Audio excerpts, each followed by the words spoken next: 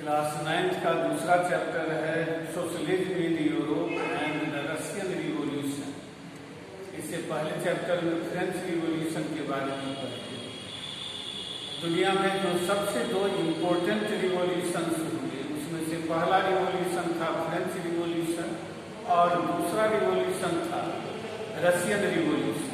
ये दोनों रिवॉल्यूशन ऐसे रिवॉल्यूशन थे जिसका वर्ल्ड वाइड इफेक्ट पड़ा। दुनिया भर के देश इससे प्रभावित हुए। उसमें से फ्रेंच रिवॉल्यूशन किस तरह दुनिया को प्रभावित किया पिछले चैप्टर में पढ़े थे। इस चैप्टर में रशियन रिवॉल्यूशन के बारे में पढ़ेंगे और साथ साथ सोशलिज्म के आइडियोलॉजी जो उस समय दुनिया में ज्यादा पॉपुलर होने लगा था, किस तरह दुनिया को सोशलिज्म ने प्रभावित किया, इसके बारे में भी इस चैप्टर में पढ़ेंगे। तो सबसे पहला जो टॉपिक इसके में है the age of social change. इसका प्रारंभ होता है फ्रेंच रिवॉल्यूशन से। फ्रेंच रिवॉल्यूशन के बाद दुनिया में दो आइडिया ऑफ फ्रीडम और आइडिया ऑफ इक्वलिटी ये बहुत ज्यादा पॉपुलर हुए, बहुत ज्यादा इम्पोर्टेंस गेन किए दुनिया में। इंडिविजुअल राइट्स के बारे में लोग पहली बार दुनिया में सोचने लगे, राइट टू फ्रीडम के बारे में, राइट टू इक्वलिटी के बारे में सोचने लगे। दुनिया में ये फ्रेंच रिवॉल्यूशन के बाद ये भी हुआ कि सोसाइटी में किस तरह का परिवर्तन लाया। फ्रेंच रिवॉल्यूशन ने सोशल चेंज के बारे में एक डिबेट शुरू किया। जैसा हम लोग जानते हैं कि फ्रेंच रिवॉल्यूशन से पहले फ्रांस और बल्कि दुनिया भर के देशों में जो सोसाइटी था वो फ्यूडल सोसाइटी था, फ्यूडलिज्म पर बेस्ड सोसाइटी था, जिसमें जो नोबिलिटी क्लास के लोग थे इनका डोमिनेंस था। यही लोग ज्यादा लैंड के ऑनर होते थे, इकोनॉमिक पावर इन्हीं लोगों के पास था, सोशल पावर भी इन्हीं लोगों के पास था। सोसाइटी में ये डोमिनेंट क्लास थी। इनके साथ चर्च भी डोमिनेंट हुआ करता था। नोबिलिटी क्लास और चर्च ये इन्हीं दोनों के पास सोशल पावर और इकोनॉमिक पावर हुआ करता था। फ्रेंच रिवॉल्यूशन के बाद इसमें परिवर्तन के बारे में सोचा जाने लगा। ये सोचा, इस बात पर बहस शुरू हुई कि सोशल पावर किन लोगों के पास होना चाहिए।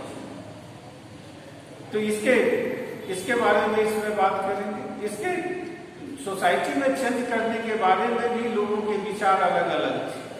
ब्रॉडली जो है तो तीन तरह के ग्रुप बने आइडियोलॉजी के आधार पर जो सोशल चेंज के बारे में बात करते थे। एक उसमें से लिबरल ग्रुप था। यह वह ग्रुप था जो सोसाइटी में चेंज तो चाहता था, लेकिन साथ साथ ये चाहता था कि ओल्ड रिजीम में, यानी पहले के जो फ्रेंच रिवॉल्यूशन से पहले जो सोसाइटी जिस तरह का था उस सोसाइटी में जो अच्छी बातें हैं उनको भी बनाए रखी जाए। दूसरा जो ग्रुप था वो रेडिकल ग्रुप था। यह ग्रुप सोशल चेंज के बारे में इसका विचार था कि सोसाइटी में आमूल परिवर्तन हो, कंप्लीट रिफॉर्म, ट्रांसफॉर्मेशन या चेंज के बारे में ये बात करते। तीसरा जो ग्रुप था वो कंजर्वेटिव ग्रुप था।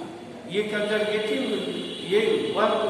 ये ग्रुप थे जिसमें ज्यादातर क्लर्जी और नोबिलिटी क्लास के लोग आते थे। ये सोशल चेंज को सपोर्ट नहीं करते थे। इनका ऐसा विचार था जो ओल्ड जो हमारा जो कस्टम है, ट्रेडिशन है, जो इंस्टीट्यूशन है, इस सब को रिस्पेक्ट किया जाए, इस सब को बना करके रखा जाए।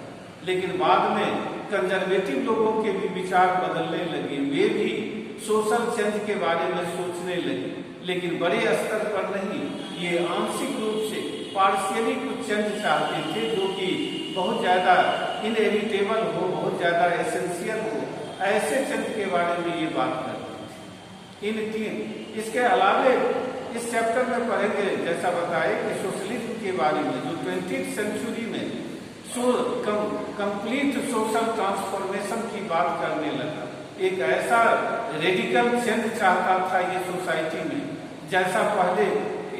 जैसा सोसाइटी ये बनाना चाहता था ऐसा सोसाइटी पहले कभी नहीं बना था। इन सब के बारे में एक एक करके जाने। पहले जाने कि लिबरल की आइडियोलॉजी के बारे में। लिबरल वे आइडियोलॉजिकल ग्रुप थे जो चाहते थे कि एक ऐसा नेशन जिस नेशन में सभी रिलीजन को टॉलरेट किया जाए, a state in which all the religion must be tolerated, ये ऐसा मानते थे।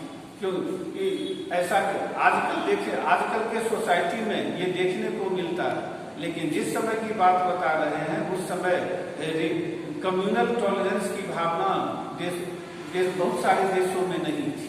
बहुत सारे देशों में जिस रिलीजन के लोग सबसे ज्यादा संख्या में होते थे वो डोमिनेंट होते थे, और जो